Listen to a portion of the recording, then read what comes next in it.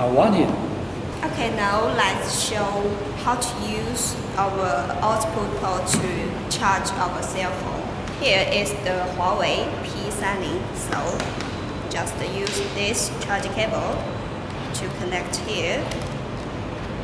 Here, this end to connect cell phone, and press this switch.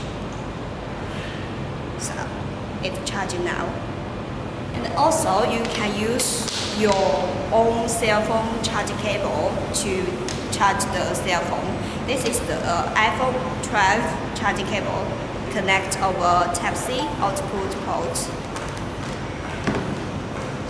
And here to connect our cell phone and press here.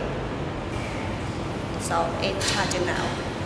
So this jump start can charge our cell phone more than 4 times. I want it.